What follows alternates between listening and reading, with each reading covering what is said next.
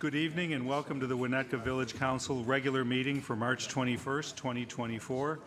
I'd like to call the meeting to order and ask everybody in the room to either mute or turn off your cell phones or other electronic devices. And I'll ask our village manager to do a roll call for attendance. Thank you. Trustee Apatow? Here. Trustee Orsic? Here. Trustee Handler? Here. Trustee Dearborn? Here. Trustee Alvinson? Here. President Rintz? Here. Okay, item 2 is the Pledge of Allegiance. I've asked Trustee Albinson to lead us this evening.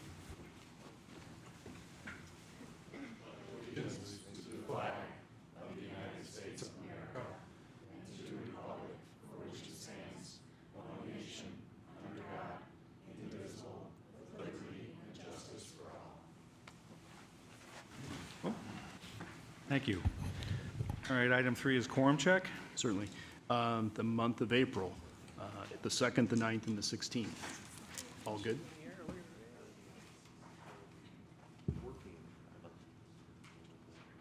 Sure. Okay. Thank you, Bob. Okay. Good. Okay, item 4 is public comment. This is the time of the evening where anybody in the room can come on up to the podium and share your thoughts on whatever you'd like on items that are not on the agenda. So if you're not here for One Winnetka, or what's the other thing we're doing? Oh, the 270-day delay, you have to wait till that time. But if you want to talk to us about anything else, come on up.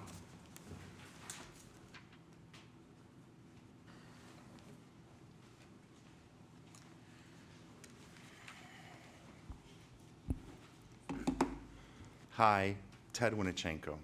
So, I would like to address what I perceive to be disparate treatment that this council directs at me versus others that come and speak here.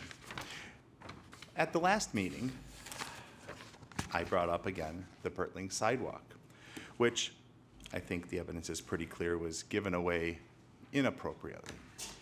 And I was accused of having that being a personal agenda, and that the council is well aware of my feelings and we should just move on. So there's nothing personal in that sidewalk to me. I've never used it, never would use it. My youngest daughter is only a year out from graduating from New Trier. She would never use it. The problem is that it's not personal to me. It should have been personal to the board. The board should have, as they did 20 years ago, considered the issue thoroughly to look at all the aspects and provide a path perhaps for children to be safe, walking from school, all that kind of stuff. Rather, as I previously pointed out, the board held 2 closed session meetings after staff had already determined that they were going to give away the sidewalk a year and a half or 2 years earlier, which staff either did on their own or with some direction. And I could FOIA this like crazy, and I'm sure that I could find additional emails that show that there was some discussion, because we already have at least 2 emails showing that this board did hold secret meetings, although again, at a previous meeting, I was refuted and not given the opportunity to rebut that. The 2 closed session meetings were held just to set a price, but it is clear from email communications in the village that the board had decided to get rid of the sidewalk before ever announcing it as a public issue. And then, of course, the board did a great job of following the exact letter of the law and not its spirit, and held a 12-minute meeting in the police room where got business done, and that sidewalk was given away with no benefit to the people of the village, only to the local homeowners. And it's the council's job to speak for everyone. So I asked the Attorney General to look into whether or not you guys need to release the mission. The Attorney General, as you know, said that they can't enforce the requirement that closed session meetings minutes, which are no longer require confidentially, be released, but they said that they would hope that public bodies would do that. So this is not a dead issue. It's not personal, but it is an ongoing issue. Every 6 months, this council needs to review all its closed session meetings to determine which ones should remain confidential. Those 2 sessions, which have no confidentiality need anymore, since they were designed to set a price for a piece of property that is no longer owned by the village, there is no need to maintain confidentiality. You should do the right thing, and you should release those minutes so people can see what was really discussed at those meeting minutes. You can be sure that until I die, I will be coming to this council every week, or every time I can, sometimes I work, to bring this up. And in June, I will, of course, make sure that you guys review them again, and hopefully you'll do the right thing. But perhaps you won't. I guess if you're, I take credit, I accept everything I say here. I say it, I mean it, I feel that I'm doing the right thing, I own it. This council should do the same thing. Unless you're ashamed, unless you have something to hide, those meeting minutes should be made public. Thank you, Ted. Would anybody else like to speak? Seeing none, I will close public comment and we'll move forward. All right, reports. Trustees, we'll start with Kirk. Any report this week? No report. Bob? No report. Kim? No report. Bridget? No report. Rob? No report. Village attorney? No report. Village manager? No report this evening. And none from me. Okay, item 6 is the establishment of the consent agenda. Does any trustee wish to remove an item on the consent agenda for a separate vote? Seeing none, may I have a motion to approve the final form of the consent agenda? So moved. Second. That's a voice vote. All those in favor? Aye. Opposed? That motion carries. Now we'll move on with the approval of the consent agenda, and I'll ask Rob to read the items on the consent agenda. Thank you. Approval of Village Council minutes for December 12th, 2023 special meeting as amended, February 13th, 2024 study session, February 20th, 2024 regular meeting. Approval of the warrant list dated February 23rd, 2024 through March 7th, 2024 in the amount of $2,468,108.67. Resolution number R33, 2024, waiving bidding requirements and extending a contract with Asplin Tree Expert LLC for utility line clearance services. And resolution number R34, 2024, approving the disposal of a Public Works tractor vehicle and purchase of a Public Works tractor vehicle from Brown Equipment Company. Okay, thanks, Rob. May I have a motion to approve the consent agenda by omnibus vote? So moved. Second. Roll call vote? Trustee Alvinson. Yes. Trustee Orsic. Yes. Trustee Handler. Yes. Trustee Dearborn. Yes. Trustee Apatow. Yes. That motion carries. Item 8, ordinances and resolutions. The first one is Crow Island School Special Use Permit and Public Hearing. Without objection, and at the request of the applicant, the Crow Island School Special Use Permit will be continued to the April 2nd, 2024 regular meeting of Village Council. Does anybody have any issues with that? No? No. Okay, so there we go. Okay, item B, ordinance number M01-2024, granting preliminary approval of a planned development, zoning exceptions, a special use for ground floor parking, special findings and financial service uses, and a preliminary plat of subdivision, 511, 515 Lincoln, 714 to 740 Elm Street, 1 Winnetka. This is up for introduction. Resolution number, no, we're not going to. Nope, not going to do that. All right, tonight council will review the proposed plan development of a new 4-story mixed-use plan development submitted by the applicant, Murphy Development Group, LLC, for the new 1 Winnetka. Both the Design Review Board and Plan Development Commission have unanimously recommended approval of the application. Additionally, council will consider the proposed development agreement, although we will be reviewing that because it was not in our packet. So we'll be reviewing that when it comes up for resolution, but you have it now. So we have plenty of time to look at it and think about it. Actually voted on at the next meeting. The next meeting? Yeah. Okay, there you go. Got that? Okay, Community Development Director David Schoen is here to review the whole thing. Good Take it away. evening. I think we all know where this property is, and we're ready to talk about how we got here this evening. Should we all just turn around and look Yeah, out the window? right over there. Just as a reminder to the council and the public, the plan development process consists of 3 major public review steps. We are currently at the second of the 3 public review steps, the preliminary plan review. The project before the council is generally similar to the form and uses that the council reviewed in January of 2023. as part of the concept plan review step. The major changes since then are the appearance of the building and how financial and medical uses could be allowed on the ground floor. At the concept plan review stage, council members liked the overall direction the project was taken, but you had some comments. And those are summarized here on the slide. As previously stated, we're at the preliminary review stage. The Design Review Board and the Plan Development Commission have both reviewed the project and both have unanimously recommended approval, which I'll review shortly. It should be noted the applicant has agreed to recommendations of both bodies, which are included in the approval documents before the Village Council. Should the council approve the preliminary plan, then the applicant would need to come back before the council for final plan review and approval before staff would be able to issue a building permit for the project. As previously stated, the applicant's current redevelopment project will consist of these components, which were presented at the concept plan review stage. If you'd like additional information, we can provide that to you or have the applicant address any questions you may have.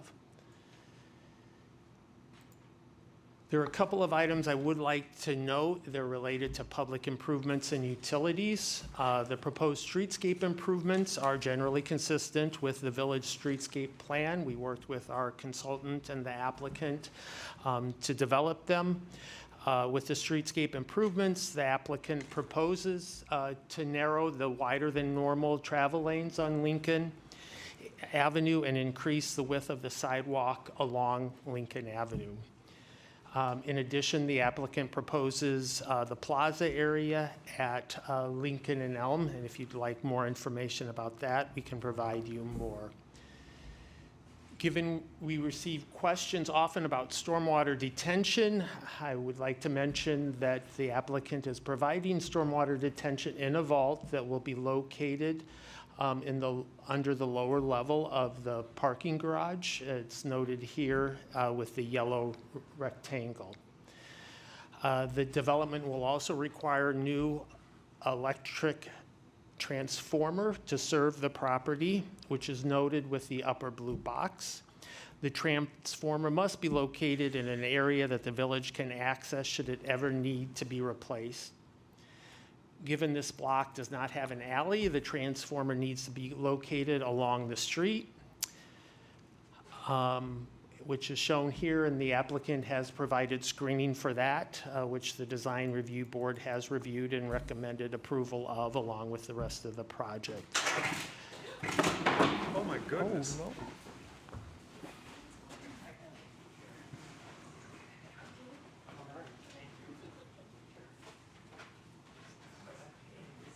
Wow.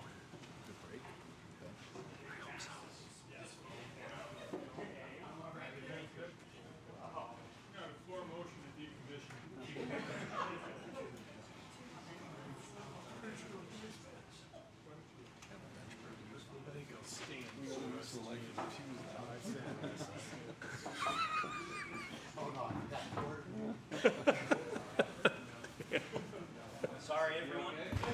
Not your fault. Can we sit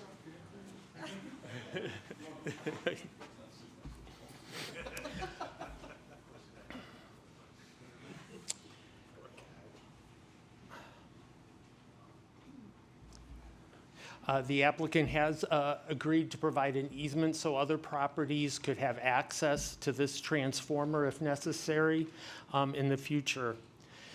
The applicant has also agreed to provide an access easement and doors to the exterior wall of their building, so the village is still able to continue to access an electric switch located on the 711 Oak property, and that electric switch is noted in the lower right in the other blue box.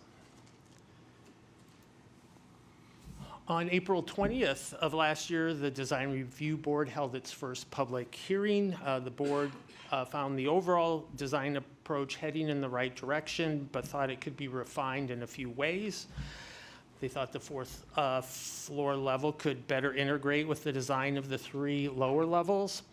The Tudor elements could have a more modern feel, and the pedestrian passageway off Elm could be more inviting and safer, which the applicant in the end eliminated.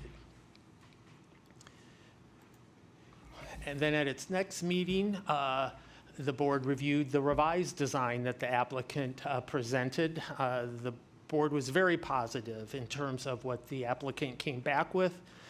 And after an engaging conversation with the applicant about the changes, the board recommended approval with a few conditions. One is that they asked the applicant to replace a triple gable design element on Elm Street and a double gable design element that's also on Lincoln Avenue with shed dormers. A shed dormer is this element, if you don't know what a shed dormer looks like. The applicant was also asked to study and modify the cornice on the 4th floor level to recede rather than come forward. Also, the applicant was asked to break up the horizontality of the band that sits atop the commercial storefront. It was kind of a straight line that went all the way across. They asked that they look at varying the height of that. And, they asked that the applicant provide some sort of lattice work on the east facade to break up that wall further. When the application went to the Plan Development Commission, the applicant had incorporated all of those design changes into the project. This is the list of the zoning and subdivision relief that is requested for the project. It's basically the same list you saw last January. So what I'm going to focus on is the item that the commission had the most discussion of, and that was the request for a special use approval of some sort for medical offices and financial services. So the applicant continues to explore having medical offices and financial service uses on the ground floor.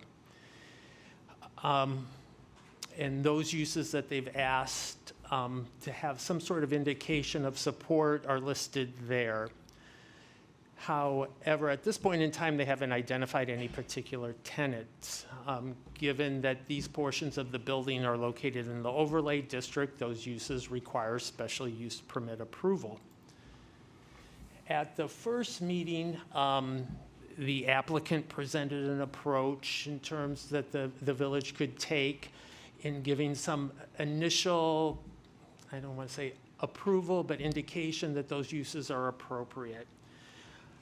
At that meeting, the commission was overall very supportive of the project. They did have that concern about giving this initial approval without knowing who the tenants were. So the applicant came back at the next meeting with a proposal in terms of revising their request. So the applicant agreed to place some limits on the amount of the space that could be used for medical and financial service uses. So these are the conditions that are placed. First, no medical or financial service use can locate in that northwest corner of about 2,500 square feet. These two uses cannot make up more than 50% of the total floor area, and that no individual financial use could be larger than 6,500 square feet, and no individual medical use could be greater than 3,250 square feet. I'm going to explain the findings that the approval documents are going to make at this point. And for a period of 10 years, we've agreed that those findings will be good. After that 10-year period, all uses, medical and financial services, would go through the typical special use process. But during this 10-year period, we're going to approach them how I'm going to describe next. So, at this point in time, the village is finding that certain special use permit standards are met for medical and financial service uses. The 5 standards that are identified on this slide and included in the staff report, we're making the finding that they're met. So in the future, for that 10-year period, medical uses and financial service uses conforming to the limitations that we noted in the earlier slide would still need to go through our commercial overlay district special use permit process, which is review by the Plan Commission and approval by the Village Council. At that time, when they go through the process, they must demonstrate they conform with the remaining 8 special use permit standards. So there are 5 standards we're saying now that these uses kind of in their own nature are appropriate, but then the remaining 8, when an applicant comes forward, they're going to need to demonstrate how they comply with the remaining 8. Going to go through our typical process. It's just at that point in time, they're only going to have to demonstrate how they comply with these 8 standards. If there's any future medical or financial service use that can't demonstrate the limitations or meeting the original 5 standards, they would have to go through the process and demonstrate they meet all 12 standards. Also, all other special uses in the district still have to go through our standard special use process. So a beauty salon is a special use in the district, so they still have to go through our typical special use process. So based on these limitations, the Plan Development Commission recommended by a vote of 8-0 that the Village Council approve the preliminary plan development. Also with a plan development requesting zoning exceptions, the applicant must demonstrate what compensating benefits associated with the proposed development are being provided. The applicant has identified those, if necessary, the applicant would be able to elaborate on those further this evening. So this evening, we're asking the council to consider approving introduction of the plan development ordinance that's on your agenda. The resolution approving the development agreement would be considered for adoption when the council considers adoption of the preliminary plan development ordinance. And with that, I'd be happy to answer any questions now or later. We can do questions for David on the application now, if you'd like. We'll save comments for later. Quick couple questions, David. Is the height of the building exactly the same today as it was January 2023? It's pretty close. In January 2023, we didn't have the details of the grades and things, but the building is basically the same. The numbers may be a little different because at concept plan, we don't ask for that level of detail. So they provided it when we worked with them and looked more closely at it. But the building is basically the same. And so the floor heights are the same as they were, whatever, 10, 11 feet or whatever they were at the Yeah. time. That hasn't changed, and the applicant can talk about that. On the compensating benefits, can you go back to that slide real quick here? So a couple things. One, I'm not sure that D is a compensating benefit. They're developing the property and as a business venture, so I don't think D's really a benefit. In F, is that subject to negotiation, the parking lot contribution? Is that where we are on this?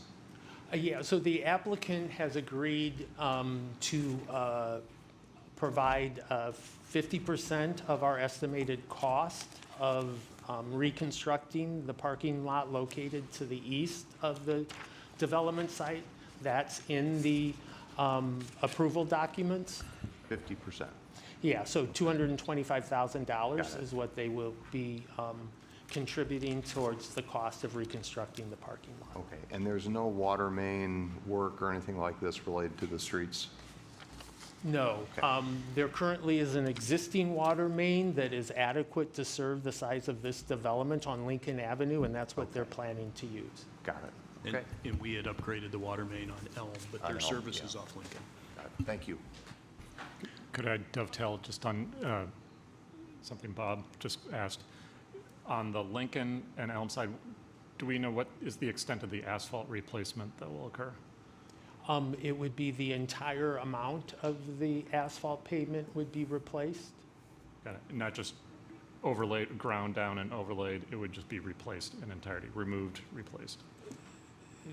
Not the entire street, but the top layer would be removed and replaced. Got it. Thank you. Two things. One is the elimination of the passageway, you said. What was the thinking on elimination of the passageway? I thought it was kind of an interesting, you want to make, it's got to be done right, but I thought it was an interesting feature. Just curious what happened. And I can let the applicant Okay. explain why they eliminated it in the end. The Plan Development Commission expressed concerns regarding that space being a hangout space for kids. And they expressed concerns regarding then the design of it. And then the applicant came back with taking it out. And so I can I let thought it them was an elaborate interesting, I on. mean, in a big building, I thought it was an interesting feature. Obviously, it had to be done right, but I was just curious. When they come up and we'll talk, Yep. that's fine. Also, narrowing the street at Lincoln, I'm just curious how that's going to really end up, because, if you ever backed out onto Lincoln right now on the new narrowed street, I know it wasn't much, but it's a game of chicken sometimes, so I just want to make sure that Yeah, we're the lanes thoughtful. shouldn't be as narrow as up there, given the limited area we have. So these would be more your typical travel lane. Okay. Okay. Yeah, those are narrower than Yeah. normal. And I just had a question about the financial services and the medical offices. So basically, as long, we don't really, unless those 8 remaining standards aren't met, do we have any say about if a tenant comes and we don't like that particular, like, let's call it a currency exchange? I don't think that's who they're bringing, but like, do we have say to say no to a tenant? So those special approvals are these categories listed here of financial uses. So I wouldn't say a currency exchange meets those definitions. Like Uber Financial Consulting Services, I'm making something up. I'm just saying, if it's any of these, they're okay. Well, Like as even, long it as they doesn't meet matter those- who the particular person is that's coming in. Peter, do you Yeah, want? no, that's correct. If they meet the 5 standards, and, I'm sorry, if it fits into the categories of financial uses or medical uses that are outlined here, and it meets the other standards, the fact that it's X, Y, and Z company, or the fact that it's Bear Stearns, doesn't matter. Okay. Bear Stearns, I shouldn't have said Bear Stearns. And that does matter, Better actually, than Peter. Bear Stearns. I have a quick question. It talks in here about trucks unloading, and I see that it says the applicant has said trucks larger than a certain size would not be allowed, or they'd have to apply for a temporary street usage permit. I'm envisioning, because it's an apartment building, there might be more turnover, therefore more moving trucks than we might see for a condo building, whatever. What is involved with getting a temporary street permit for a moving truck? Yeah, it would be applying with the police department to be able to occupy certain parking spaces for a limited period of time to move in and out. And we're talking about 59 units is all. Okay. Okay, thanks. Others? I have one question, and it's just to clear something up. This transformer location on Elm Street,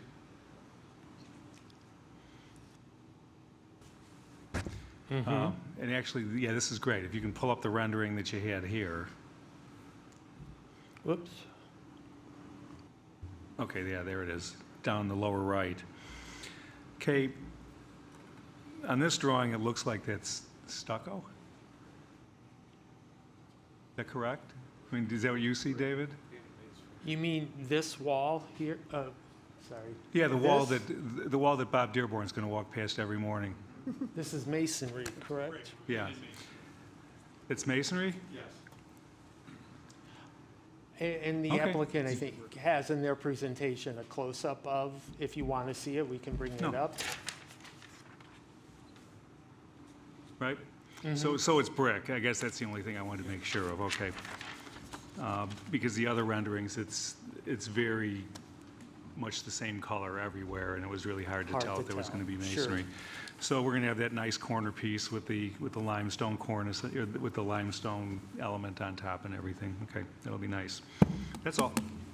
Chris, what's the noise factor of those transformers? Are they pretty quiet? That would be Brian Keys. That's Brian Keys.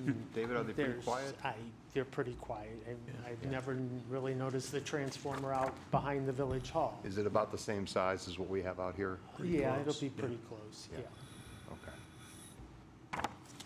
So, any other questions? Back to, and I think this is where Bridget was going on this. What, on the special use of, medical or financial, what if a company came in that just, for whatever reasons, offended the public senses of right or wrong, became a flashpoint? I think that's kind of a little bit about what you're saying. You're not worrying about Joe Smith accounting firm going in, but you're worrying about something that just, would put Winnetka in the national spotlight of, wow, I can't believe that. I mean, is there any escape clause for something like that? What would be the escape clause with all 12? I'm trying to think. You'd have to look at the other 8 standards and see if something about that use violate, or didn't satisfy one of the 8 standards. I mean, we have that, Bob, right now with any use that is a permitted Yeah. use. Okay, so, all right, let's just say, for example, and this maybe wouldn't bother me, but let's say a pot shop wanted to come in and it was a medical use, marijuana dispensary. Now, that's not legal here right now, I get that, but if it was, and people said, I just don't want that, that bothers us, that bothers a large contingent of residents, are we able to say no to that? Not if it's a permitted use. Not if it's a permitted, I mean, if and it, permitted under those definitions of financial or medical. correct. I'm Not not a sure. permitted use under our current special use process, but it falls as a medical. If it's one of the uses that is described currently in the overlay district as requiring a special use, those 2 categories. Right, but I think what I think, Bridget, and I don't want to speak for you, but I had the same sense that something could come forward that is just repugnant to a certain element of the residency.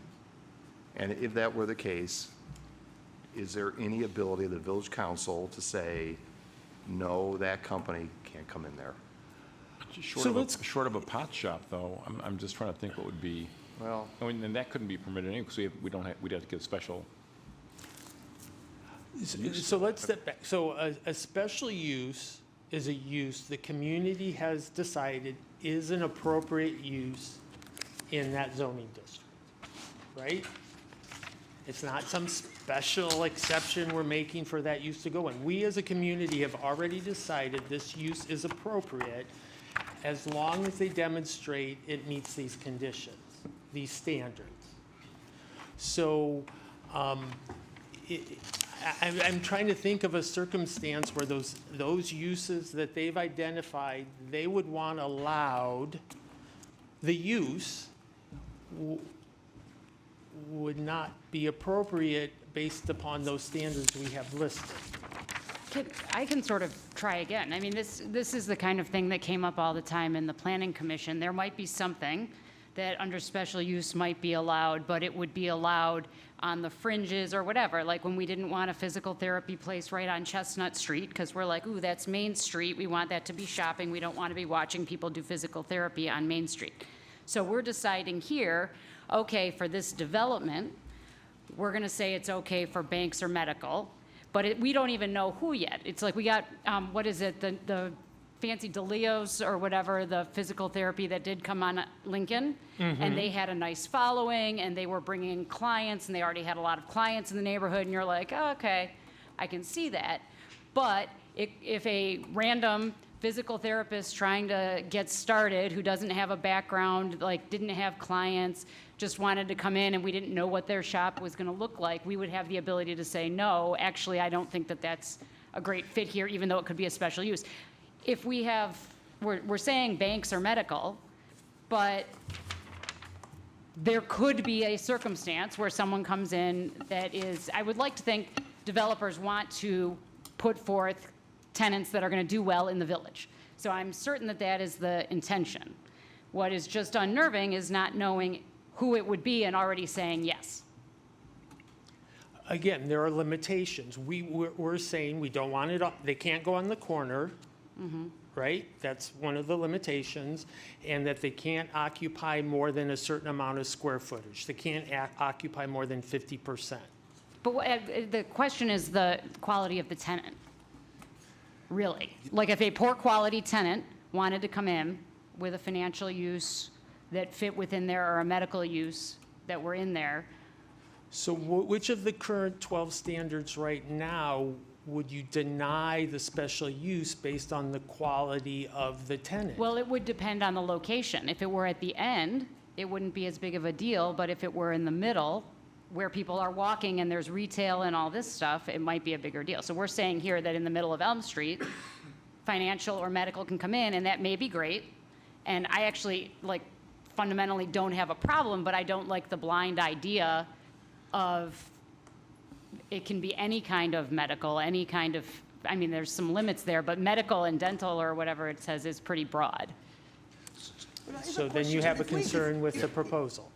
Can I just, I if can't- we knew who the tenants were today. Yeah. And they signed a 2-year lease, 2 years from now, there could be new tenants. And wouldn't the special use permit that we have in place with the 12 standards apply to that new tenant coming in? Each tenant is evaluated independently. So if there's a doctor's office that comes in and we approve it based upon the remaining 8 standards, and then another doctor wants to move in, if it's a separate legal entity, it has to go through the special use process. But I'm again. saying that even if we knew who they were today for this process, 2 years from now, there could be new tenants, and we don't know who they are, right?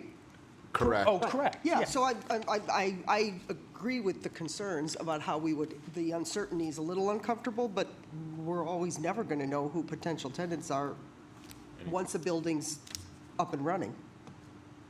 Right?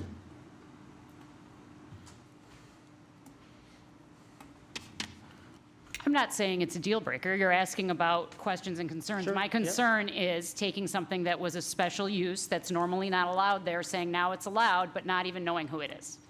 Not saying that that's a deal breaker. That is a concern. Okay. But, and all of a sudden, if, let's say, we've approved those concepts, but if a building is built and then they find a tenant that needs a different kind of special use permit, is there anything preventing them from going, oh, we found a great hair salon that wants to go in here? Just because we said now We like the concept of commercial or, I'm sorry, financial services or medical.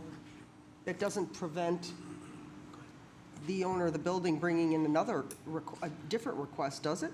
Yeah, I mean, they could put one financial use in there with occupying 2,500 square feet, and the rest could be restaurants and retail. Okay, I that's mean, why I it's think not it- preventing so- them from doing that And they would have to satisfy all 12 standards Right. for those uses. For those uses. for those special uses. Okay, so this David, are approval- the 8 standards in the packet?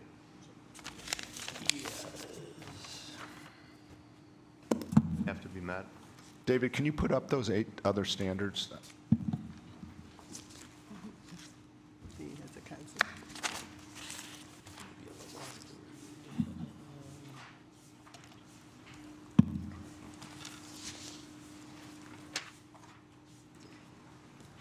These are the 8 standards? 4, 5, and 6. Okay.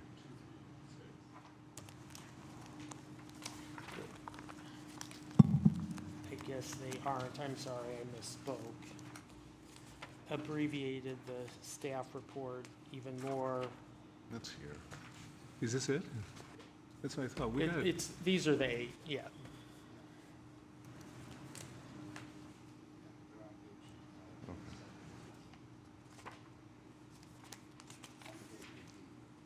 Well, Where? Oh.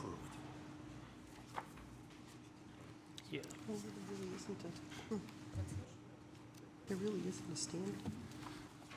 To- Be there. Yeah. There's many there. well, these don't really provide an escape clause, I guess is, which is, okay, the way it is. If they can get Bear Stearns, I'm all in.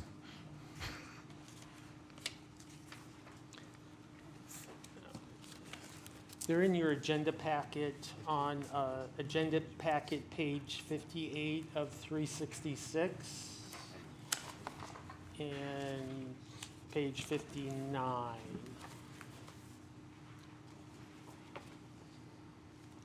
So on 58,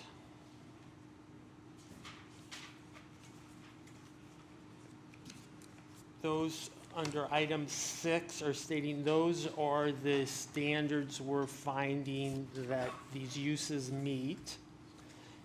And then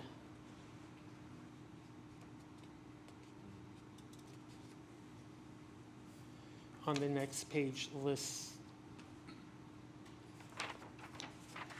the rest of the standards.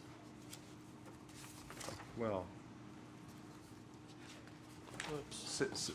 6.1 or whatever kind of gets to my point a little bit, that special use will not be detrimental to or endanger public health, safety, comfort, morals, or general welfare.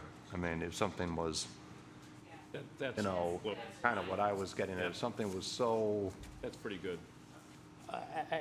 Let's, I was looking at the denial. Just a second. Where are you, Bob? what's that? Okay. I'm on page 50, 58. 58, 6, near the bottom. Ah, okay. It's not bad. Good.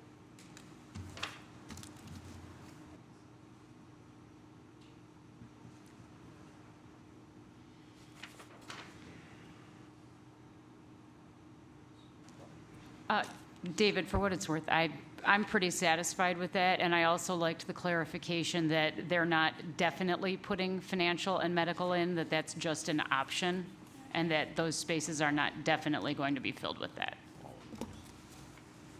Yeah, So I think that's fine. but they could occupy up to 50%. Yep. But still need to go through the special use, that abbreviated, I'm going to call it, special use process where they need to demonstrate complying Yep. with these 8 standards. You okay with that, Bob? Yeah, no, I'm, like, I agree with Bridget. It's certainly not a deal breaker, but I can see potentially a little friction, potentially, but, Small chance, but possible. so. Any other questions for David? All right, let me get back to my script.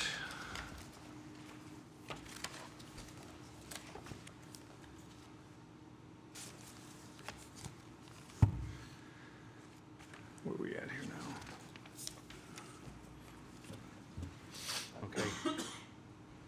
Is it time for a review of the plan?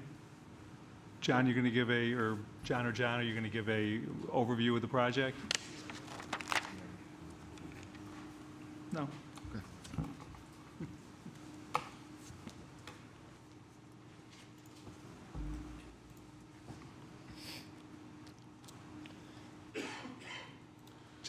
Just the 3-minute tour, John. I mean, we don't need, Oh, trust me. we don't need the I don't deep dive on remember this. any of it anyway, so I'm just gonna kind of tap dance. Good evening, everybody. John Talty from OKW Architects. Very nice to see everyone again. Thank you for being here for us. Let's walk through here. How does this, David, how did we connect this to the screen up here? It takes a while sometimes.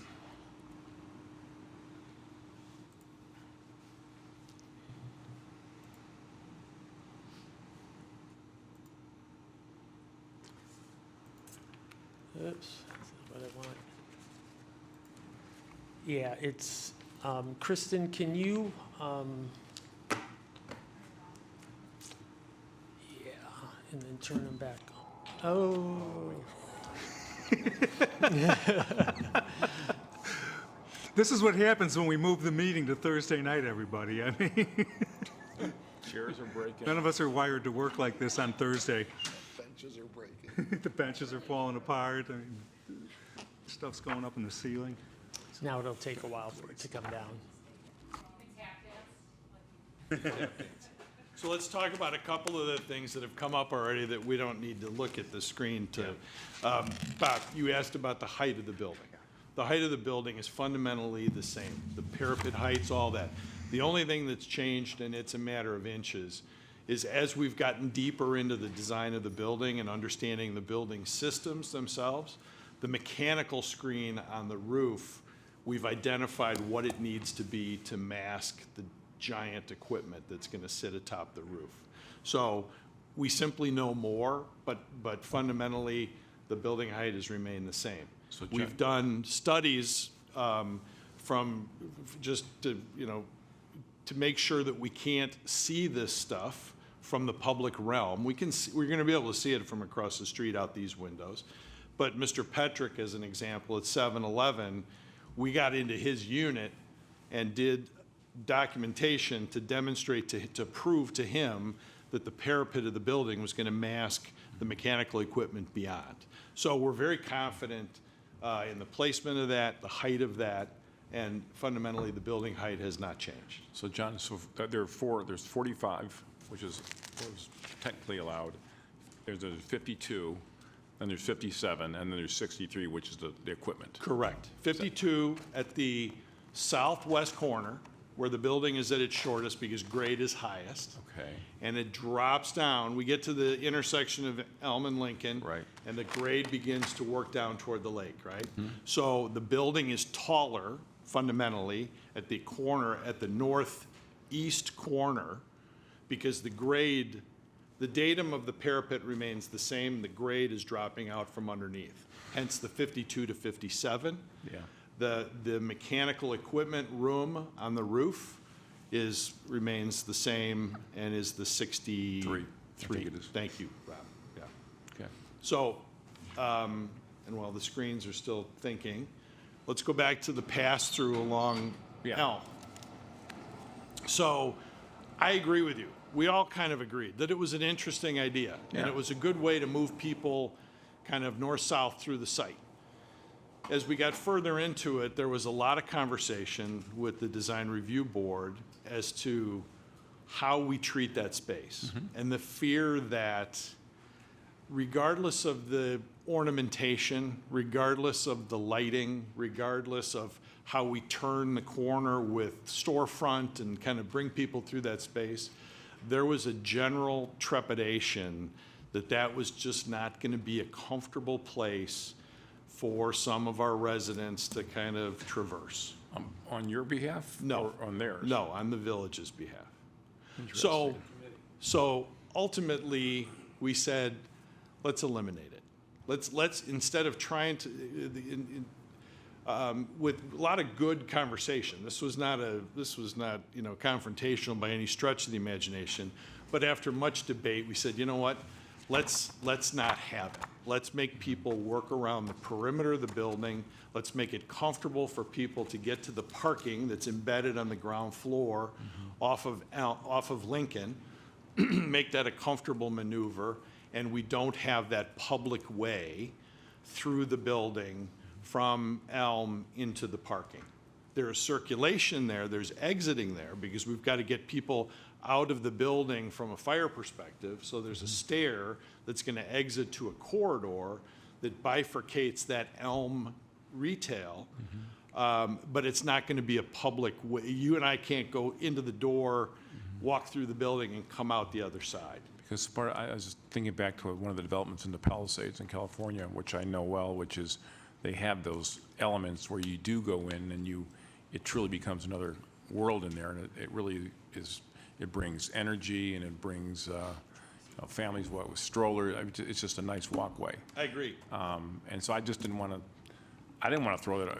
It's something you think is very interesting. I just don't know if I would revisit it or. I think the ultimate solution is a good one. I'm really comfortable. We're very comfortable and confident with it. And I don't feel like we kind of gave up anything that's really detrimental to the overall design. It was an idea that was vetted, and I think collectively we said, hey, you know what? Let's maybe think about this differently. Okay. Because part of that was due to the fact, so I was involved in the restoration renovation of Market Square in Lake Forest. We carved those spaces through off of Market Square to get access to the alleys to the back. But you were going from an open space to an open space. In this case, we were going from an open space to an enclosed space where the cars were, where the parking is. And as a result, there was no light at the end of the tunnel in a sense. So that's kind of part of the dialogue, if memory serves me correct.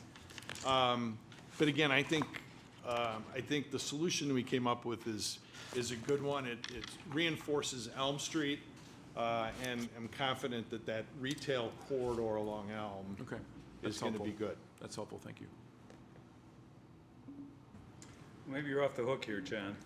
I know, this is great. I really appreciate the technology issues.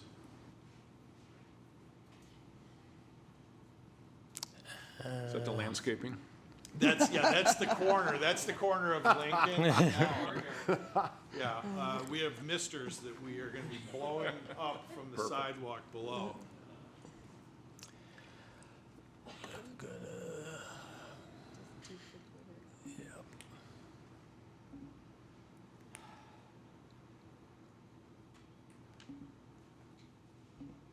All right. Oh, I saw. There we go. Beautiful. Now these arrows advance it. Yep. Thank you guys very much.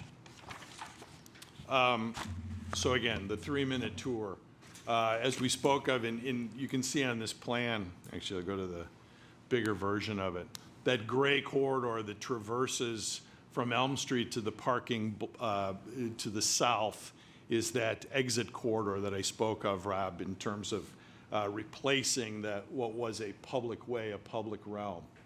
But the building remains fundamentally the same, approximately 20,000 feet of commercial space on the ground floor. We have a residential lobby of about 4,600 square feet in light blue at the bottom. And all of this masks commercial parking, public parking that's embedded within the ground floor that's not visible from the street. All of that program remains the same. Access to the Lower level parking along Lincoln remains the same at the southernmost edge where the ramp exists today on the property. The lower level, the parking, 113 spaces. It's a little over 1.9 spaces per unit in the building. And this is going to be private parking for residents only.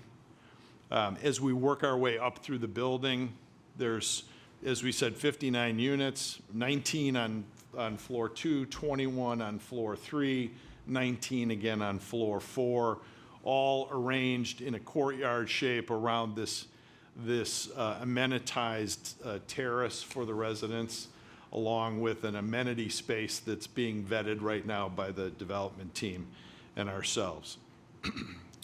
The third floor, much the same. There's a few more units on the third floor, I'll remind everyone that the unit sizes in the building range.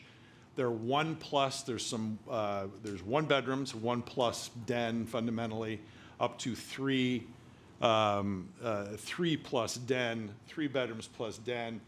And the square footages range from about 1,100 square feet to about 1,700, something like 1,800 square feet, something like that. We're working through unit planning right now to refine those numbers.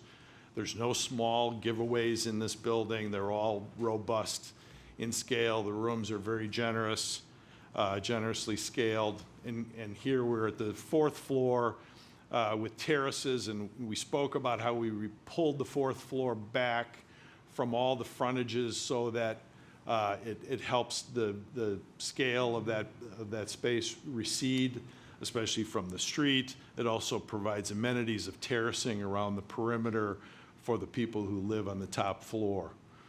The rendering, I will tell you, I really believe from the bottom of my heart that the process, the public process we went through with the DRB and the Plan Development Commission made this a better building. This is better today than it was January of 2023. I take great pride in it. We all do.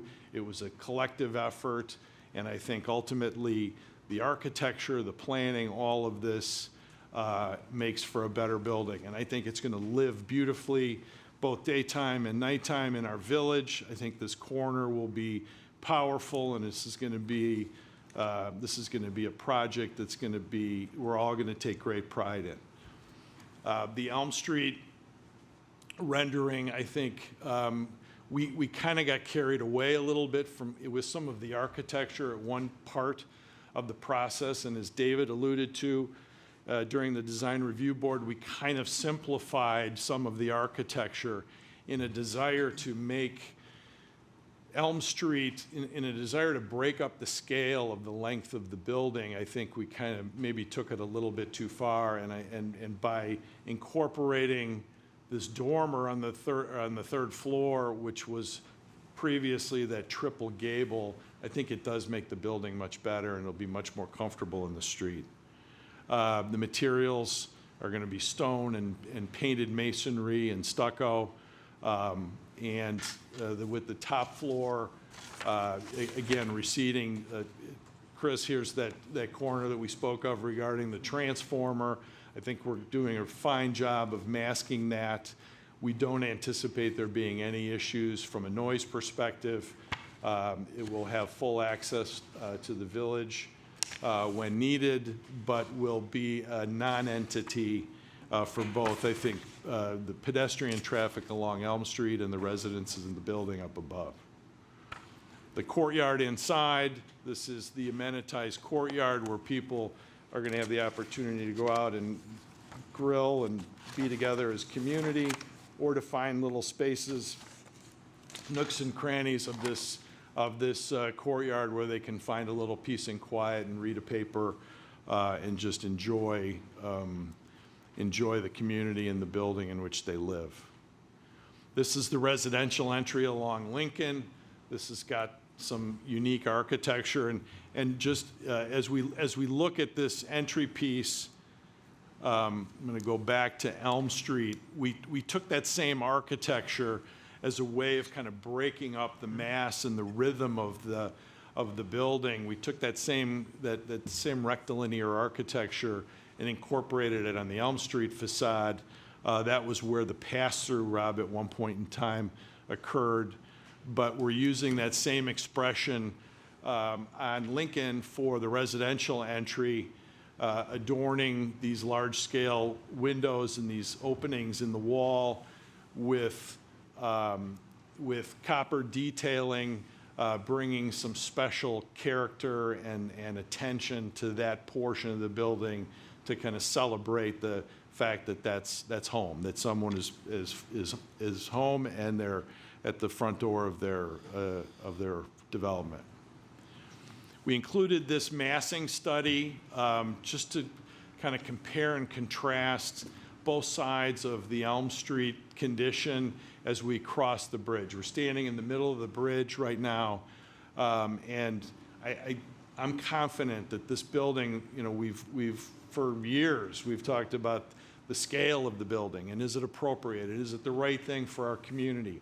I'm very confident in looking at this that it will in fact be a good neighbor, a good partner for the community as we cross over Elm onto the east side of town. And then back to Elm Street and have questions. We have more information in here. We got building site, we got all kinds of stuff. Happy to address anything for you guys, but also don't want to overstay our welcome. Okay, anybody have any questions for John? I have one quick question. First, thank you, this looks great, and it was a pleasure to read through, honestly, all the minutes from all the commissions and to see how much, as you pointed out, how many ideas were thrown out and how everyone worked together to really come up with a great concept. It was great. So that's great. I just want to confirm, I'm looking at the plan where we require the setback variance on the fourth floor on Lincoln Avenue where it's 4.9 feet instead of the 10. It's just that one area with the two Correct. apartments. So the majority is. It's this nose right here. And really the purpose. I'm trying to read it here. The purpose of it was to articulate the facade, right? So that it's not just this one liner marching down the street, so that there's a little bit of give and take, and also pull the entry component of the residential aspect of the building out to the streets, out to the sidewalk a little bit better. Okay, So yeah, that I was think it the- looks good. I just that wanted was to the confirm it meaning wasn't behind the whole, I read it, it wasn't the whole side, it's No, just the no, one no, no. section. Okay, thank you. Go ahead, anybody else? I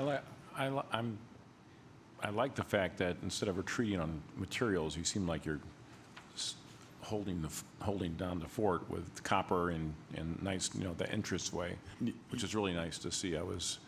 Oftentimes you see people just kind of like simplifying and kind of backing up and cheaping out, and this is, it seems like you're holding the line on doing what you said you were I going to think do. we have to. Which Rob. is Like, great. It has to, because the building is, there's a lot of pieces and parts of this, and if the weakest piece will diminish the entire thing, right? So we want to make sure that there's a standard by which, you know, we're going to hold ourselves to that's going to keep the building elevated in the marketplace, because it's not going to be cheap to live here. Yeah, that's nice to see, though.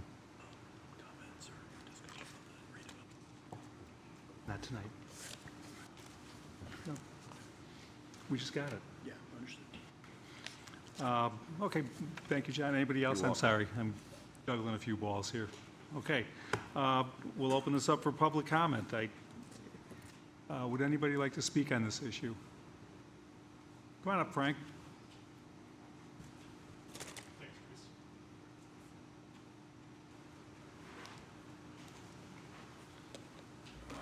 Mr. President, Council, I'm Frank Petrick.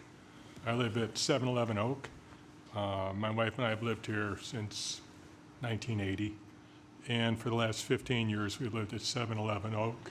That, again, for the records, the adjacent property owner.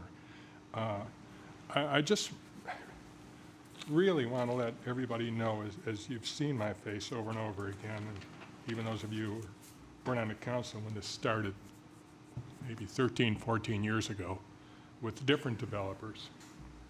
I was here. You remember, yeah, it was a mess. It was just a real, not a nice movie. But between my wife and I, we've been to every council meeting regarding the development at the Fell property. It's easier to say that. But this is really, with one exception, this checks all the boxes. And I want you to appreciate that. I've had a lot of talks with John Talty, he's a good guy. And it does save one box. Almost enough to make me go to Mass on Sunday. Almost. So you've got my letter. David sent it around. But I also want to take a moment, too, to thank Peter. Peter, your memo to the council has got exactly 2 of the 3 things that we've been talking about, the monitoring and the protection against pollution from, asbestos dust or whatever. It's great. Thank you very much. I appreciate that. So here's the thing. It's the meetings, and that's the only thing that's left out. So my letter that I sent that David circulated, I'm just going to party favor. Here's the original ordinance, the front, and here's the provision I'm talking.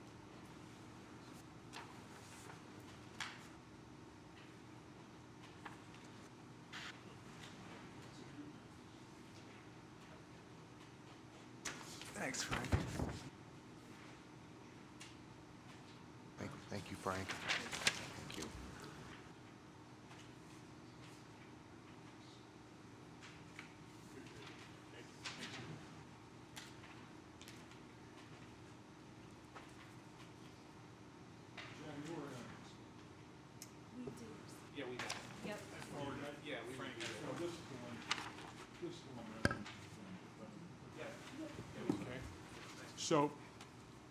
So the thing is this. I mentioned meeting John Talty on a number of occasions. We get along just fine. And I like him in a very manly way. So when I'm talking about these monthly dates, that's to talk about how things are going. Because if you've ever lived next door to a redo or one of these spec things, it's a mess. And if you try to find the general, it's impossible. But if you're meeting with people every month and you've got a gripe, you know where to go. So that's the point. That was the spirit of the ordinance. And all I'm asking is put this provision J into the new ordinance. It's not there. That's my only concern. So we're going to be real pleased with it. We're looking forward to it, but I really think this is a great idea, and it was when it was included originally, and for some reason it got left out.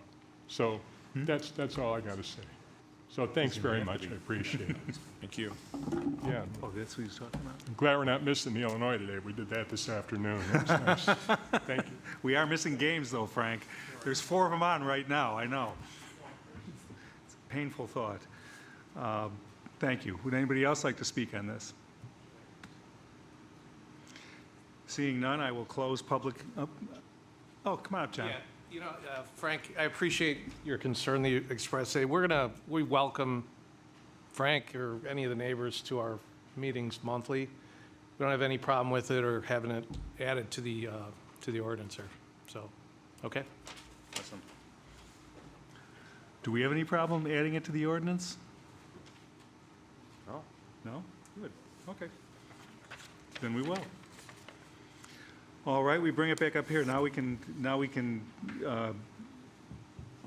just discuss this. So any comments, discussion, things you want to say about it, things you want different? I think it looks great. Yeah. It fits in really nicely. And I agree with the comments that Frank made, and also that side of the dais over here about the Design Review Board, Plan Development Commission. Those conversations, just by reading the minutes, were very robust, very helpful. It's the way the process should work, and I think the development team should be commended for listening, adjusting. I think this is the answer. I remember the start of this discussion we had, which was, we try to be very transparent up front of what was good and what was not acceptable, and you guys deserve a lot of credit because you did what you were going to say you were going to do, you did it, and you held to the kind of the spirit of it, just more than the letter of it. So that's greatly appreciated, and we're seeing some really good results from it, so that's great. I'll just echo everything that's been said. Thank you to all the commissions, boards that were involved. I wanted, as a development professional, I want to thank the whole design development team for their patience working through this. It is obviously a very involved process working in this village. The outcome will pay dividends, and I think they say that the best deals get done at the worst tough times. So I commend you on the timing, because it will probably be much clearer sailing in the future for you on the market. So thank you. Great. Well, I too want to just echo everybody's sentiments. It's always reassuring to read these minutes from the advisory boards, because I know all those people and I know how hard they work, and to see it come forward in something like this in a positive way. I mean, if Tina was here, she could probably regale us with hours of the misery of her time on Plan Commission, and the second iteration of One Winnetka coming through, and just how difficult that whole process was. But this was very thoughtful, additive all the way along, I believe. And it's nice to have people that come ready to listen and are looking to do some good business in this town. I mean, we couldn't ask for any more. You know, John, the design has warmed on me. There's still some things I do different, but what am I going to say? You know, I think in total it's going to be a fantastic addition to this community, and I think you will be well welcomed by the members of this village, because we are all so tired of looking at what's been there now for years and years and years, and it's just amazing. And yeah, Frank, I remember, what was it, 2009, 2010? Yeah, it was a long time ago. 7? 2007. Well, then, yeah, well, it had to be after 2008, because that's when I became a trustee. But I remember voting on the first one and thinking, this is never going to go anywhere, and of course it didn't. And we've seen a lot of ideas, and I have to say, I think this is the best idea that I've seen for this site, and the best solution. So, of course, the devil's in the detail and the execution, and, you know, we're going to expect you guys to be good neighbors. So, but at least we know that there's people there that pick up the phone and are engaged, which is really important. So, all right, if anybody doesn't have anything else to say, I would like to see where we're at in this and move it forward to a motion. With respect to Mr. Petrick's request to add this item J in, Peter will do that. I mean, we're only introducing tonight, so we'll see this, basically the same paragraph, go up in the final edition when we do the adoption, right? The final PD ordinance for adoption and the development agreement. And the development agreement. And I know, Bob, you had said you wanted to give some preliminary comments on the development agreement. I would just as soon that we hold off on that, because I haven't had a chance to read it, and I think if we all read it, we're going to have a much better discussion on it. So I think we can push that off until the next meeting, if that's okay. Sure. Okay. So I need a motion to introduce ordinance number M01, 2024. So moved. Second? That's a voice vote. All those in favor? Aye. Aye. Opposed? All right, that motion carries, and we'll see you on April 2nd. Thank you. Thank you. Thank you. Boy, that was really anticlimactic, you know? I mean, I want to be there. That's nice. good for you guys, okay? That's good. Good. Very good for you, but unusual for us. So let's keep it that way. Hey, John. Okay. Moving forward here, old business, we have none. Item 10 is new business, which is the appeal of a landmark preservation determination to issue a 270-day demolition delay for 518 Elder, and this is for policy direction. Council will consider an appeal regarding the demolition delay for 518 Elder. at the request of the applicant, an appeal within 7 days of the issuance of the order has been submitted, and this is in accordance with our village code. So, looks like David's up at the podium, so as I turn the page, I see he's going to present this. Yes.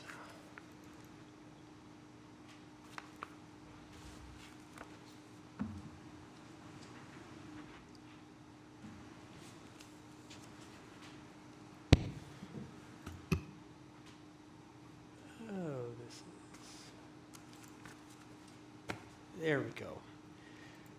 So what I would first like to do, because I know some of the council members aren't familiar with the demolition review process, though I know one who is very familiar with the demolition review process, who served on a previous board.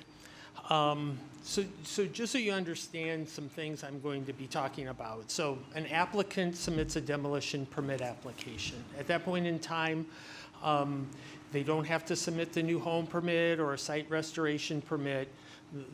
The purpose at this point is to determine if the home is historic or architecturally significant. The community doesn't have, as some communities have done, identified through surveys, the inventory of historic properties in the community. So how we do that is through this demolition review process. Staff prepares a preliminary history report based upon what we can find in our property files. We send that off to the Winnetka Historical Society. They then go through their files.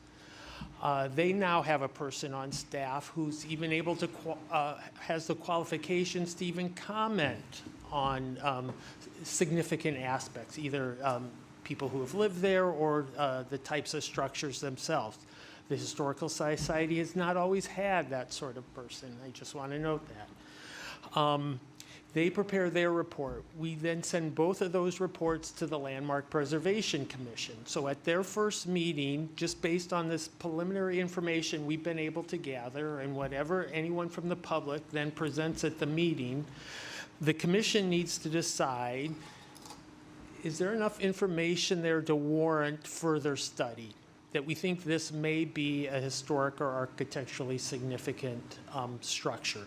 Some properties, it's pretty clear. Others, it's a little gray. And then others, they determine there's not any information to support that this may be a historic property, and they can issue the demolition without delay. But if they do think we should study the issue further, then they ask the applicant, or I should say require the applicant, to prepare what's called a historic and architectural impact study. They hire a professional who meets certain qualifications, and they prepare a report. You have a copy of that report in your materials that was prepared, the HAIS for this property. That information, as well as everything else that had been presented up to that date, goes back to the commission. The commission has a public hearing. Again, the public is provided an opportunity to comment. And they then decide, based upon all the information, whether they, on behalf of the community, have determined that this house is either historic or architecturally significant. If they do determine that, then they need to decide if they're going to issue a demolition delay. If they decide it isn't significant based upon the HAIS, they can issue the demolition without delay. If they issue a delay, beginning in 2020, 2021, when we amended the code, the applicant has now has the ability to appeal that decision to the commission. This is the first time such an appeal has come to the council, I should say. This is the first time an appeal has come to the council, given that recent code amendment. So the property in question is 518 Elder Lane. These are just a few of the many photos of the property inside and out that are included in the materials that you have received. So the commission went through their process. In November of last year, they held the preliminary review. They determined there was enough information to warrant requiring an HAIS to determine if the property was significant. The applicant had that prepared, and then presented it to the commission in February. At that meeting, they decided that yes, the property did have significance, and I'll talk a little more about that. So they issued a delay. The 270 delay starts when the commission asked for the preparation of the HAIS. So that started in November of 2023, which means that the demolition delay that's in effect right now wouldn't expire until August 2nd of this year. The purpose of the delay is to try to find or encourage the applicant to do something different other than demolish the property. So the commission has a set of standards that they are to consider and determine which of these standards this home or a home may be historic or architecturally significant. The commission found that it was significant based upon the standard that's highlighted there. And they believe that the property is architecturally significant in that it exemplifies an architectural style that was once common in the village, given its arts and crafts style house with prairie style elements that was designed by a noted architect, George Mayer. In making that determination, the commission considered all of this information, and I've noted on what pages in the agenda packet it can be found. And it does include information presented at the meeting by the public.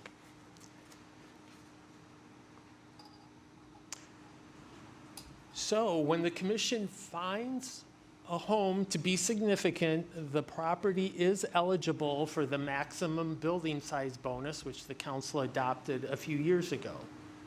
It's only eligible if the applicant withdraws their demolition permit and then pursues preserving the home. In the materials, we show the benefit of that in terms of how much additional GFA, about 852 square feet of additional GFA would be available to add on to the existing structure. So tonight, staff is looking for direction from the council to have us prepare a resolution either upholding the delay, modifying the delay, or reversing the delay and allowing the demolition to proceed. With that, I'd be happy to answer any questions now or until after you hear from the applicant.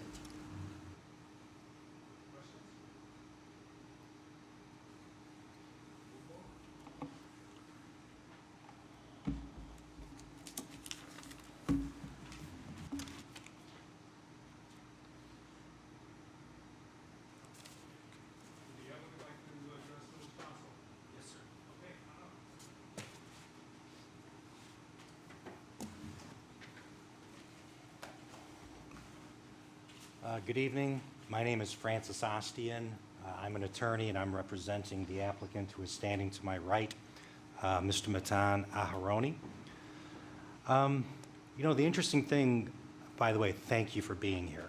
The hour is late. We will move at a brisk speed. The interesting thing, Council, is that when you look at these pictures on the screen, I think these pictures look very nice. But you know, as an attorney, I like to always look at the site. So when I came here tonight, I actually drove by 518 Elder to look at it with my eyes. And if you were to do the same, you would see that the building does not look as vibrant as it does perhaps in these pictures. And you will also see the house which is next door, which is 528 Elder, which is owned, I believe, by a Mr. Knox, who was also present at the commission meeting, and who after reading the transcript, I thought that Mr. Knox testified eloquently and passionately, he's the next door neighbor, in favor of the delay. But if you were to look at Mr. Knox's house, which I did today, his house looks beautiful in comparison, I believe, to 518 Elder. I don't know if it's appropriate for me to say to you to take a drive and take a look at 518, but if you did, you would see and perhaps better understand, very respectfully stated, what I'm saying. Now, what's interesting to me is I'm mindful of something that the president said just a few moments ago when he was talking about, all the different types of commissions and bodies that are involved in processes, right? And that these are good people making decisions. And when I read, what's interesting is when you read the transcript more than when you read the minutes, you really get the flavor of what happened at that commission. And I said to my client, I said, look, when you read this transcript, those commission members, they're passionate. They really care about what they're doing. But that's not to say that even when you take into consideration a concept like comity, that we should get along with people, we should respect what the commission did. It doesn't mean that this city council shouldn't reverse the delay.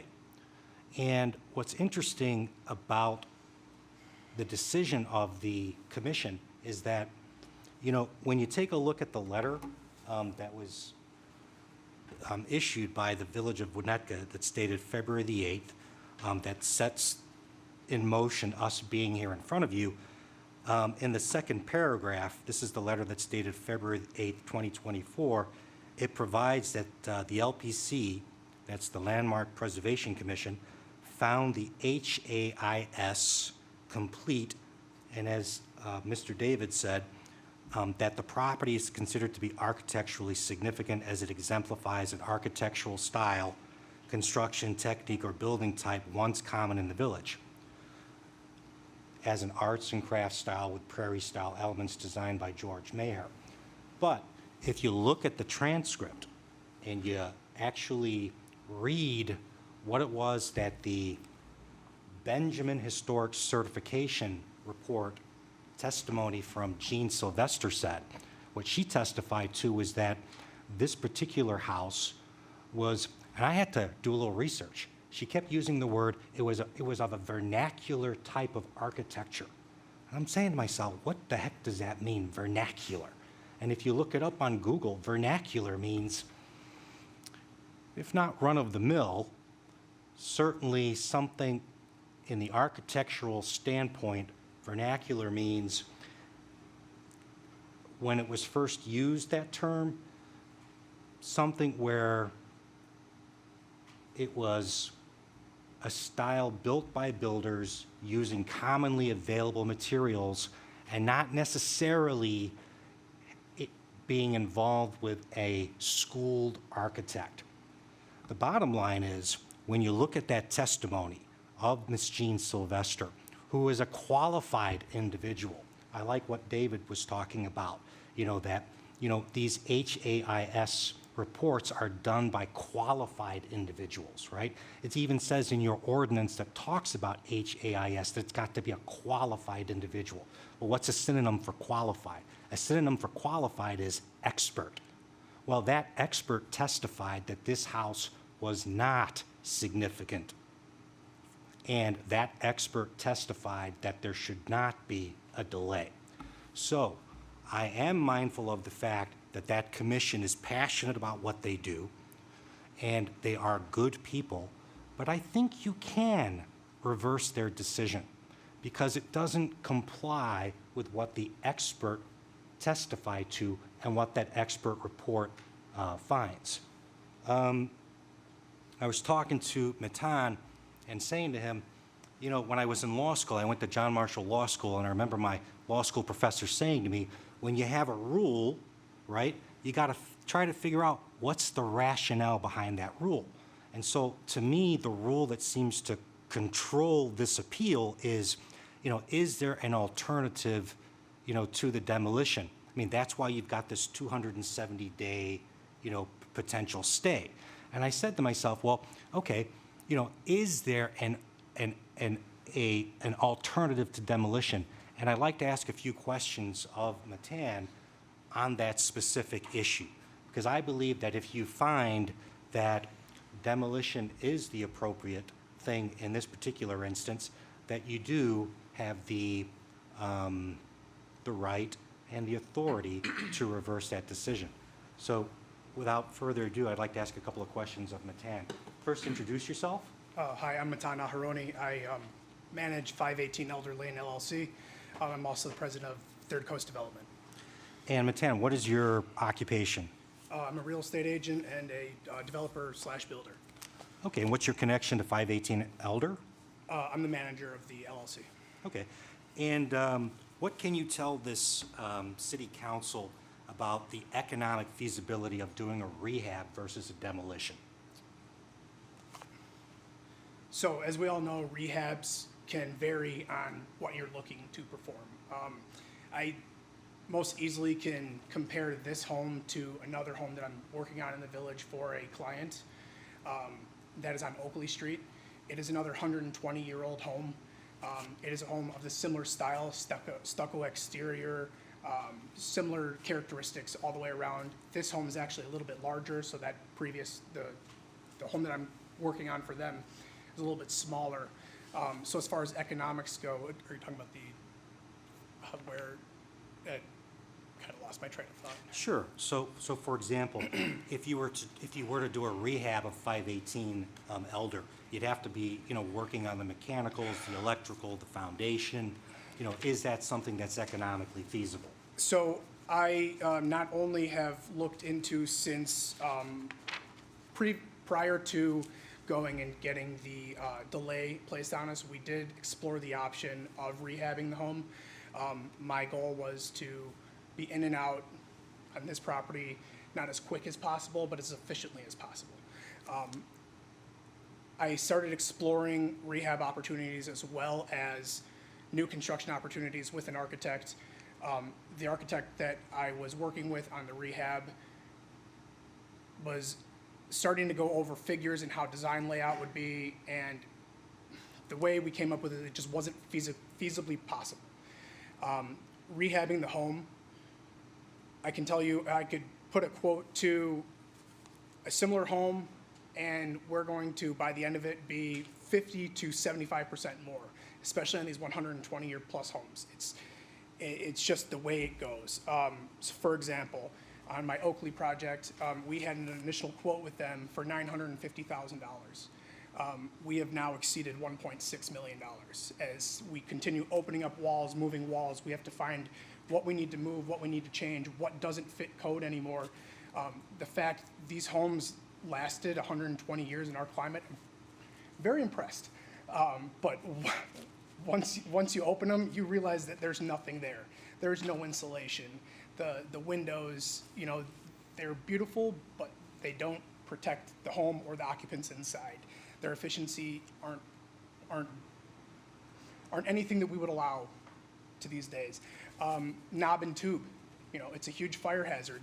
While they're not illegal in Illinois yet, they're becoming pretty close. Most electricians won't work on homes that are with knob and tube. And so ripping all of that out, opening up every single wall to then be code compliant within 6 feet of having on an open wall, every 6 feet we have to have an outlet. So there's not a space for us to ever not open a wall. We are gutting completely to the studs and then going back at it. On these older homes, they use 2x4s, not 2x6s is what we commonly use now on the exterior walls. There isn't enough space for insulation. So we're doubling up and reframing. We're essentially making a new home without it being a new home. Our old 2x4s are still there, and we're doubling up, so now we've got a 2x8 wall. Just so we can get insulation in the house so that the people there are going to be comfortable and their home's not going to cost them $1,500 a month to heat in the winter. If I could just jump back in. So one of the things that I imagine this city council must do in rendering a decision on whether or not the 270-day stay on the demolition should be reversed is you got to be thinking about the credibility of the witnesses, right? So you've just heard Mr. Aharoni testify about it's not economically feasible for him to do a rehab, and that demolition is really the economically feasible thing to do. So if you're wondering about the credibility of Mr. Aharoni, well, one thing that you can do is, is there any corroborative testimony that supports what Mr. Aharoni has just testified to? And if you look at the transcript, there is. And the corroborative testimony comes from a very interesting individual, Douglas Grant. And who was Douglas Grant? Douglas Grant is the individual that lived in that house for how long? I believe it was 30-plus years. 30-plus years. He actually came to the LPC Commission hearing, and he testified. And what did he testify about, ladies and gentlemen of the City Council? He testified that he was thinking about doing a rehab, and that he, nobody would know that house better than the person that lived there for how many years? I apologize, it was actually 40-plus. 40-plus years. And Douglas Grant testified at the LPC Commission hearing that it would cost him somewhere along the lines of $500,000, and this was back in maybe 10 years prior to his testimony on that date. So even he testified, the person who lives in the house, who Mr. Aharoni bought the house from, that it is not economically feasible to rehab this house. So I hope that you would find Mr. Aharoni credible, but if you're wondering, I think he's credible, but it would be nice if there was somebody else that could corroborate what he's saying, you need look no further than the testimony of Douglas Grant, who lived there for 40-plus years.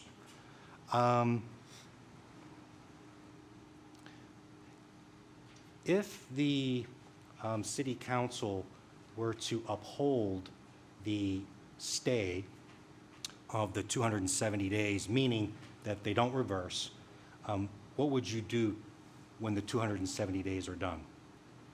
Tear the house down. So let me ask you this. As Mr. David pointed out, the 270 days would lapse on August 2nd.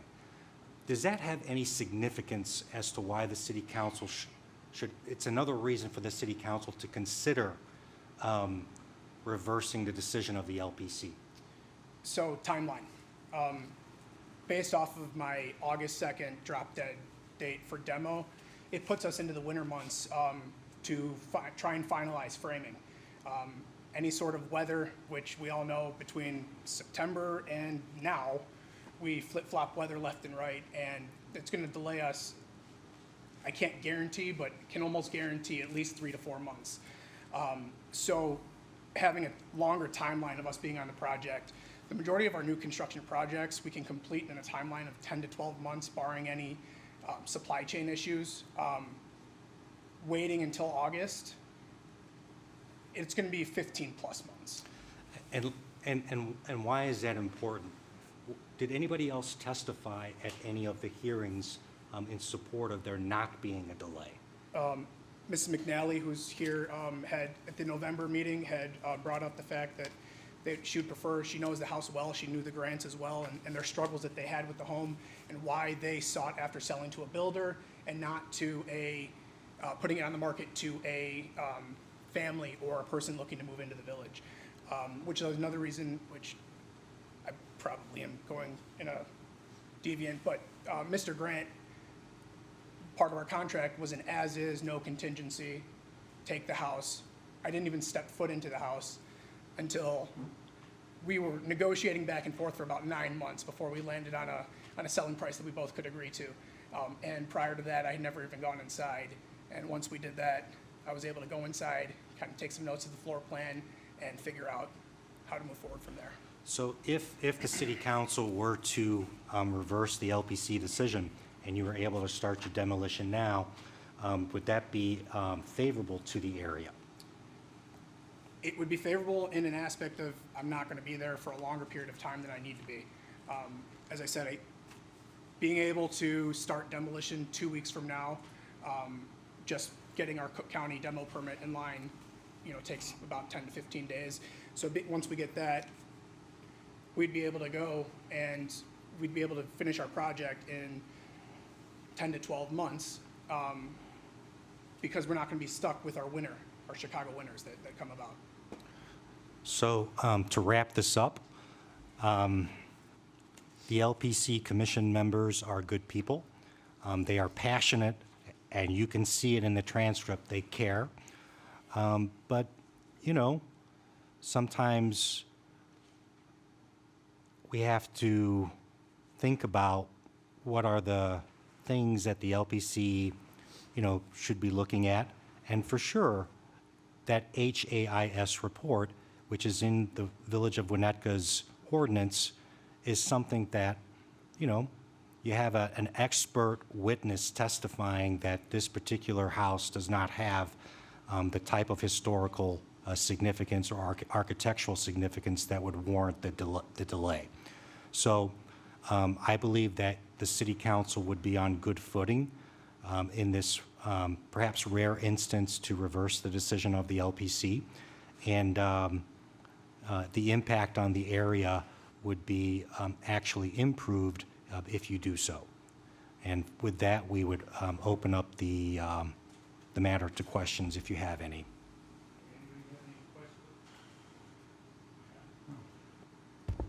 Does anybody have any questions for the applicant? Nope. I think we're good. Thank you. Thank you very much. All right, I will ask for public comment on this issue. Would anybody like to talk on this issue? Kate, you're the only one. Good evening. My name is Kate Casal-McNally, and I reside at 523 Elder Lane in Winnetka. I'm honored to be here in front of you this evening, and I wish to start by thanking you. It's not lost on me that you're doing a difficult, unpaid public service job and often come under a lot of scrutiny, so I appreciate you on behalf of our community. I'm here to give public comment regarding this case, and in an effort to not bury the lead, I would respectfully ask this council to reconsider the determination of the LPC and permit the demolition and redevelopment of the subject property without further delay. My family and I have lived immediately across the street from the subject property for 3 weeks shy of 7 years. In that time, I've watched as the subject property has fallen into disrepair, mainly subject or due to weather-related issues. Notably, freeze and thaw patterns cause damage to multiple facets of the external property. For example, last winter, a portion of the roof and gutter became almost completely detached, and the gutters have often been beset by ice dams and extremely large icicles. In the spring, after heavy rains, the front yard and the driveway are often plagued by very large puddles, which I've noticed are particularly close to the foundation of the house. These are conditions evident even from just a casual observation of the exterior of the property, and I can't imagine what it's like inside. I understand from Mr. Aharoni that he's had plans for the redevelopment of the property already approved by the village and is thus simply waiting for the required permission to demolish the now rundown residence. The house has sat vacant now for months at this point. The water and gas have been turned off, and there are now burned out Christmas lights hanging haphazardly from the front door. I assure you that whatever architectural significance this property may have once had, it's no longer an estate to be proud of. Further, I worry that a property just a block and a half away from Greeley Elementary and 4 blocks away from New Trier's East Campus, left sit to vacant all summer, may prove a temptation for mischief and nuisance in our neighborhood. It defies logic that a demolition permit should continue to be delayed to the beginning of August, effectively missing out on the fair weather and best opportunity for development of the property, making the bulk of the demolition starting just a month prior to the start of school. Mr. Aharoni's made clear that he'll wait out the delay if so forced, and thus the only people that the delay would inconvenience and potentially put at risk for vandalism and vagrancy in our neighborhood are folks like me. Already, my children have started calling the property the spooky house and asking if something's wrong with our neighborhood now, considering that there's a vacant house on what is otherwise a lively and thriving street. My older daughter is loving learning about Old Winnetka in her second grade module at Greeley and tells me all about the rich history of our village. We are not so myopic to believe that the entire history of a place can be dismantled because a now derelict property is redeveloped. I ask you as well to have similar wide view and a broader view to permit the demolition and redevelopment of the subject property without further delay. Thank you very much, and again, my gratitude for your public service. Thank you, Kate. Come on up.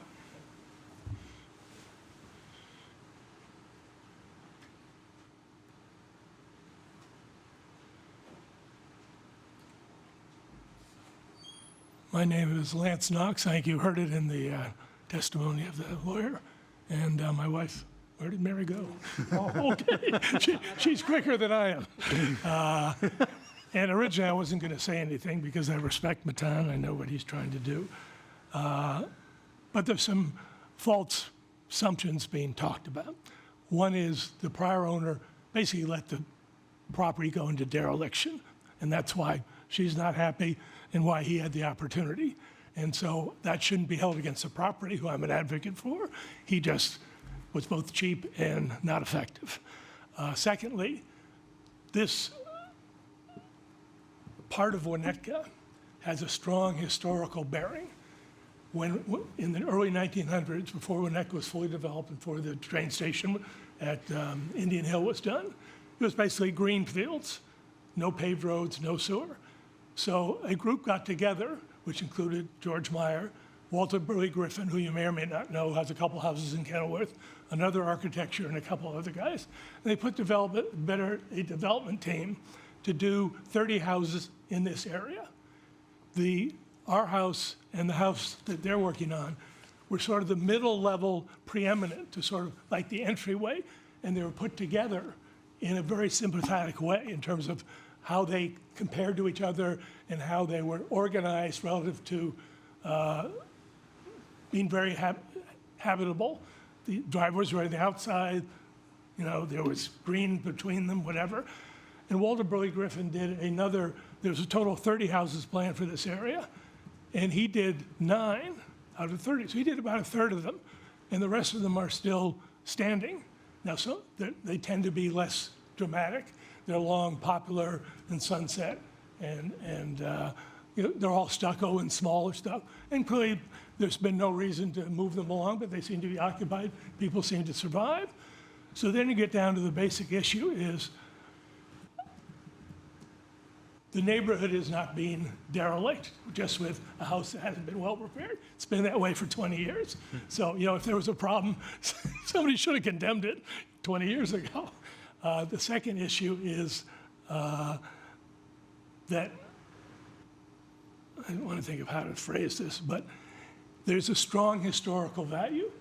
This house was done for the brother-in-law, or the sister-in-law and brother-in-law of George Washington Meyer. And it was part of a family called Brooks, a guy named Alden Brooks, who did watercolors and sort of had this clan. He had 3 daughters, one of whom married Meyer, one who married Wild, which the original house was named for, and a third one. And they were all either sculptors, architects, or architects.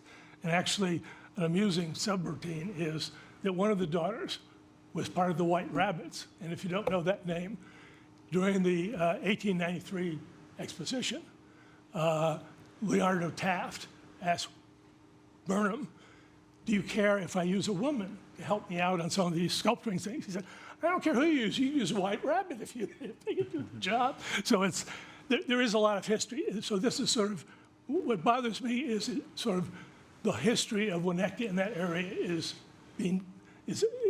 being, in fact, thrown and tossed out. And this house had its successful significance. And actually, Alden Brooks, when his wife died, he got older, he moved into this house. And unfortunately, there's an article about how he was hit by a teenager in a car and passed away in the 30s. So, you know, a little grim history there, but, you know, for whatever, you know, the dark humor.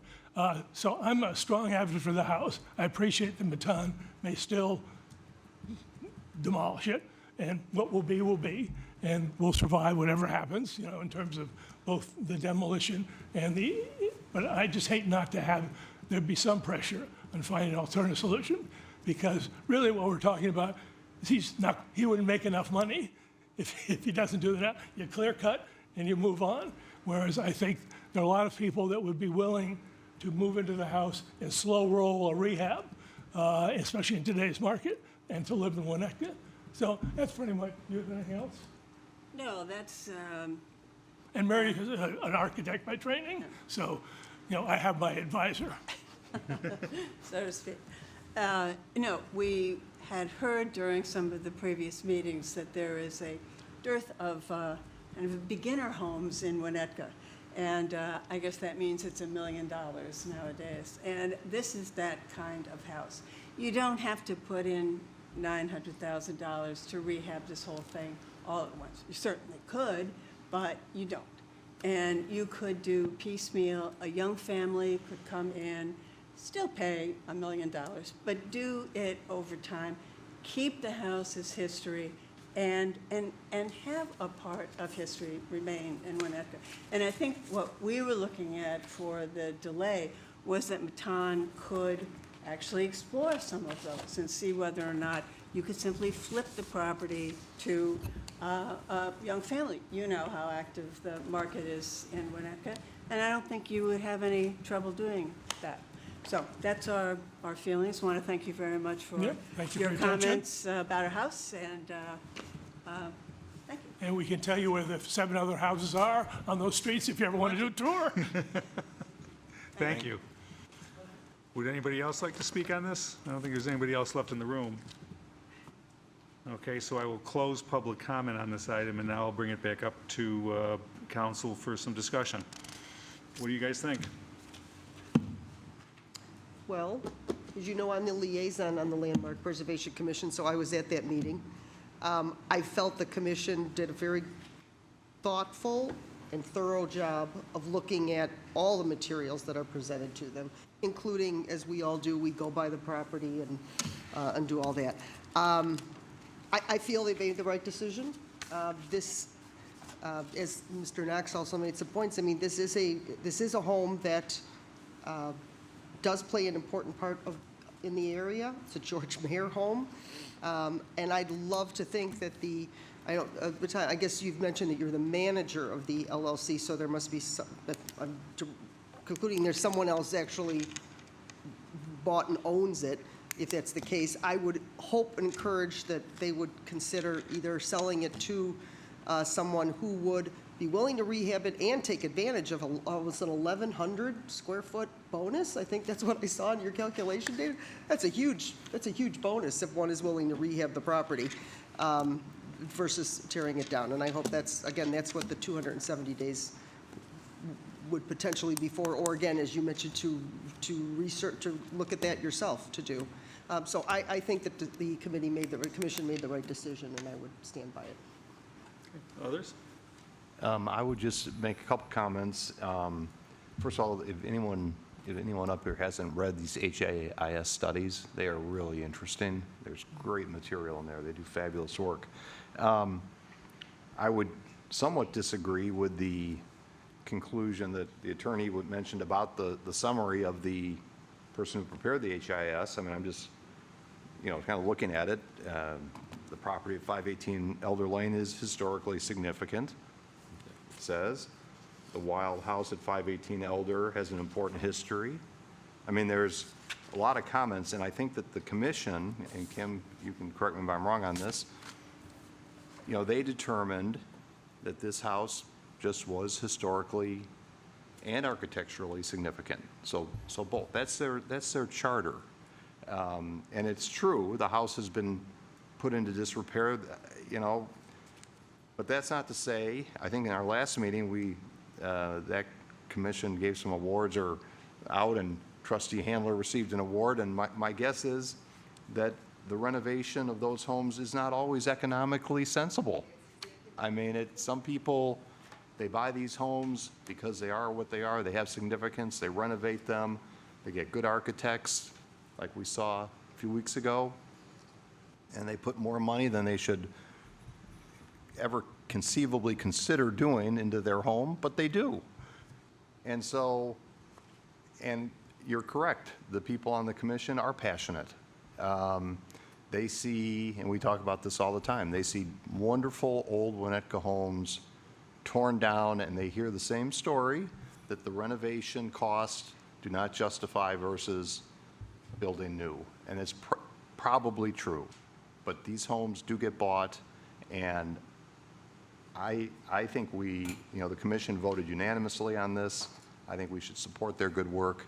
And I would hope that the owner might consider what Trustee Handler suggested, that they try to find a buyer, maybe make some money on the property. That has happened.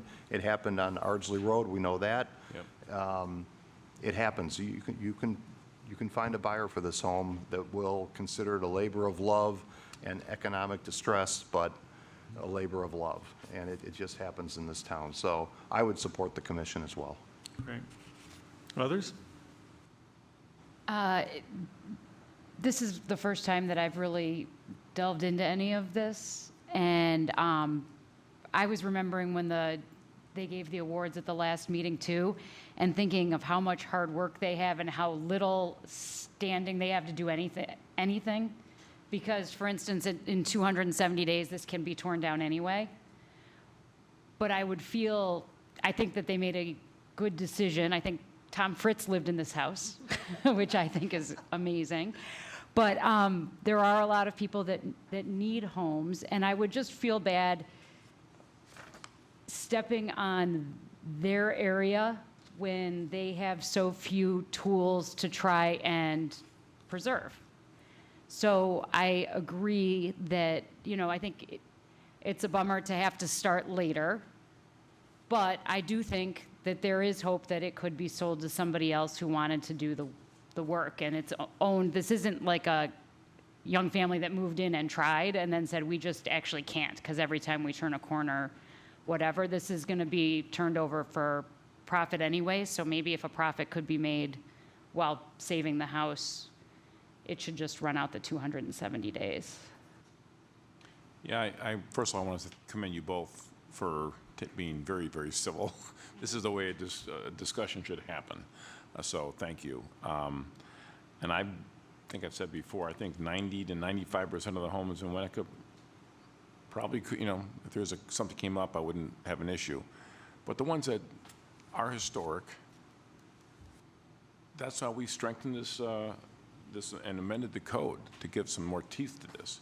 And you're right, the home on Ardsley, it was not economic, probably yours.